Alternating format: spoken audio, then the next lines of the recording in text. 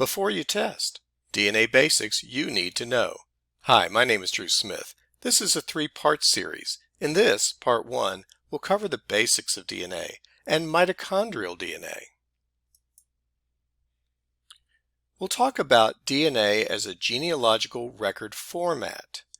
And we'll talk about the two major types of human DNA, one being mitochondrial DNA, the other being nuclear DNA. And we'll focus on the inheritance pattern of mitochondrial DNA. So what is a genealogical record? Well, here's my definition. It's a source of information that can tell us something about a person, usually it's one of our ancestors or some other relative, and tell us details about the events of their lives or how that person might be related to us or to someone else. Genealogical records do come in many different formats. We see them when we start doing genealogical research in books, journals, magazines, newsletters, things that we've seen even before we ever started doing genealogical research. And we then learn that some information has been microfilmed, and so we have to learn how to locate microfilm, how to use a microfilm reader. That's not too difficult, but it does take a little bit of a learning curve. Another genealogical record format is what we find in a cemetery, the tombstone or gravestone. We certainly have seen these even before we started doing genealogical research, but when we go to a cemetery as a genealogist, we pay attention to everything on that stone. We learn that the stone may have lots of details that we need to learn, and we also start paying attention to who is buried near the person of interest, to the side, behind them, in front of them, because those may be relatives too. And finally, another major type of record format for genealogy are photographs. Here's a picture of my maternal grandparents and all of their children together, probably the last picture that was taken of everyone together. And so there's a lot in these photos. We can look at hairstyles and clothing and televisions and other artifacts to get an idea of the date of the photo, who was in it perhaps, and if we're very lucky, maybe even something's been written on the back. We have used photographs before we became genealogists. We became better users once we started doing genealogy. But what about DNA? Okay, it is a source of information. It can tell us about someone's distant ancestors. In fact, it can even tell us something about a person's recent ancestors. And it can be compared with the DNA of other people in order to figure out how those two are related to each other. And therefore, it fits my definition. It is a genealogical record format. That means we need to learn how to use it and see if we can get the most out of it. So how does DNA work? Well, it's a complex molecule. Water is a molecule. It's H2O. It's a very simple molecule. DNA is a molecule like that, except it's much more complicated. There's a lot more to it. During the reproductive process, each biological parent passes a copy of some of their DNA to each of their children. And this process repeats from generation to generation to generation. But not all DNA is the same. There are different types, certainly among human DNA, and we need to learn that.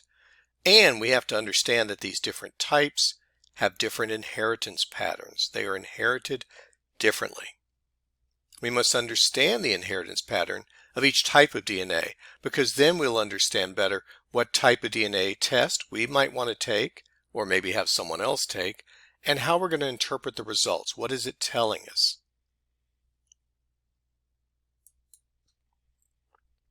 DNA is found in the cells of the body. And so this is probably the most scientific slide you're going to see during this particular presentation. But you see that there is a nucleus in a cell. And in fact, every cell, with rare exceptions, some exceptions, has a nucleus. And outside the nucleus, in part of the cell, are the mitochondria. That's the plural. Mitochondrion is the singular. And those are kind of floating around out there in the other part of the cell. These are the only parts we really care about because they both contain DNA. So there's two major types of DNA.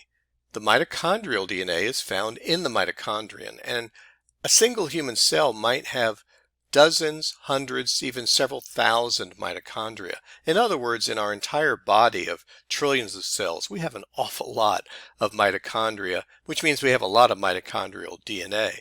In fact, this is one reason that mitochondrial DNA is often so valuable in looking at human remains that may be from tens of thousands of years ago, because it may have been preserved. There's just so much of it. Nuclear DNA then is the DNA found in the nucleus. And as I've said, every human cell, with the exception of mature red blood cells, they don't have a nucleus, but every other cell does. And that's where we're going to find the nuclear DNA. So now let's focus on the mitochondrial DNA. What does it really look like? Well, if we were to zero in on DNA, break it down to its smallest units, just as we were looking at, say, computer information and focusing on the bytes and even the bits of information, the same thing can be done with DNA. As we zoom in on that mitochondrial DNA, we get down to what are called bases. And mitochondrial DNA has typically around 16,500 bases. These are the smallest units of DNA that we're going to look at that are meaningful to us. Mitochondrial DNA is also a bit different than nuclear DNA because it's organized into a circular structure. This may seem odd until you realize that bacteria do the same thing. Their DNA is in a ring, a circular structure. And maybe that's not surprising because there's a very likelihood that the mitochondrial DNA and the mitochondria that we carry in our bodies, and really that's found in almost all animals and plants and other major life forms on this planet, the mitochondria are probably descended from bacteria from millions and millions and millions of years ago. So their DNA should look like the DNA of bacteria. And where does this DNA come from? Where do you get your mitochondrial DNA? Well, it comes from the mother. And why is that? Well, here's the case, that the egg cell and the sperm cell, yes, they each have their own mitochondrial DNA, but when conception occurs, the mitochondria that's in the sperm cell is discarded. That means that the only mitochondria that's in the fertilized egg is from the mother.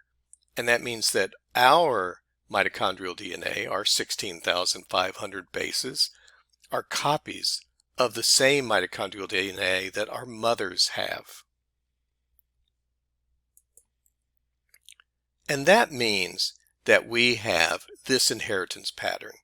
All human beings get their mitochondrial DNA from their mothers. Their mothers get it from their mothers. In other words, our maternal grandmothers. And our maternal grandmothers got it from their mother. So this goes up what we would call the matrilineal line, the genealogical ancestral line that consists purely of mother to mother to mother to mother, all the way back. We're talking hundreds of thousands of years just among human beings. Now, if every person in the world, if we were all descended from the same ancestral person, mitochondrial Eve, who would have been the one that all of our mitochondria came from, we would think, well, wouldn't it be the same? Well, normally it would be the same except for something called mutation. When DNA is copied from one generation to the next, some of that DNA can change. There may not be a perfect copy made. And so that means that even though it's very, very likely, in the case of mitochondrial DNA, because it doesn't mutate very quickly, your mitochondrial DNA is probably exactly the same as your mother's. Hers is probably exactly the same as hers. But if you went back enough generations, there would be a change. And that's why human beings around the world don't all have the same mitochondrial DNA, because over those hundreds of thousands of years, there have been a number of changes, which has essentially split everybody into different groups. So there's different ways in which these mutations can occur. One is that one of the bases, and there are 4 types of bases. You may have seen letters like A, C, G, and T, standing for 4 different molecules. Those bases could be copied imperfectly, meaning an A could become a G, or a C could become a T, or some other change of that nature. So that's one type of mutation. Another type of mutation is when one of the bases is actually added. In other words, a new base is added that wasn't in the original DNA. So it's as if those 16,500 now get one more. And the opposite can happen as well. During the copying process, a base could be left out. That occasionally happens, and so you end up with one fewer bases in the copy. All of these are simply known as, these changes are mutations. That's what a mutation is. It's a change in DNA. So let's imagine that you have tested your mitochondrial DNA. In fact, there's really only one company that does separate mitochondrial testing that you could use for genealogical purposes. That's Family Tree DNA. So I'm going to show you some results when I took my mitochondrial DNA test back in 2012. And you can see the results that I'm going to show you that I got when I did the mitochondrial test. So you'll get an idea of what you would get if you took the same mitochondrial test. Now there's only really one test worth taking, even though you have a couple choices, and that's what's called the full mitochondrial sequence. In other words, testing all of those 16,500 bases. Because otherwise, if you test a lot fewer, you're going to match a lot of people, but so does most of the world. The problem is that we have a lot of mitochondrial DNA in common with a lot of people. What you want to do then is test the entire thing so that the people that do match you are most likely more closely related to you. So let's look at my list of matches. What do I have? Well, here's the answer.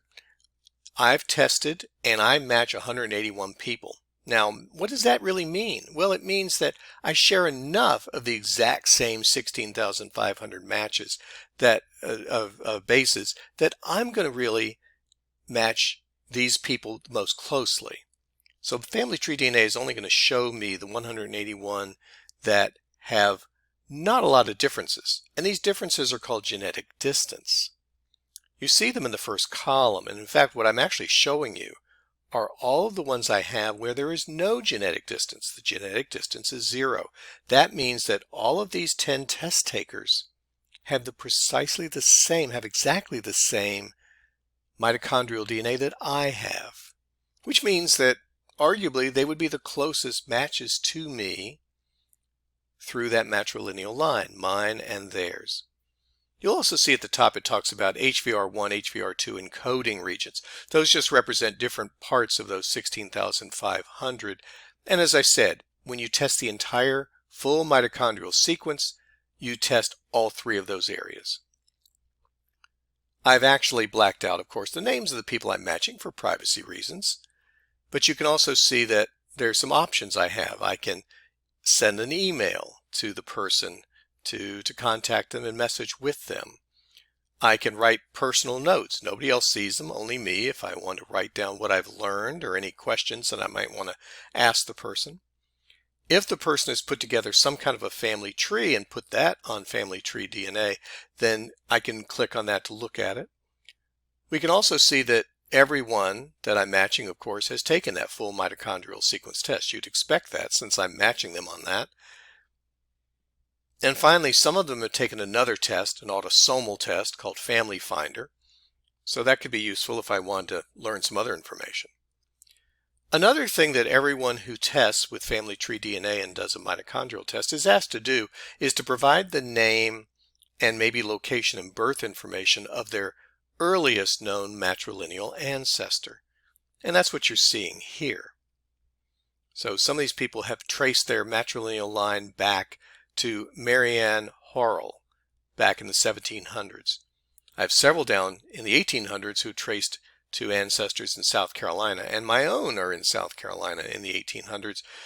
But I do not recognize these names, so I have not yet figured out exactly how I'm related to any of these 10 matches. I still hope to do so.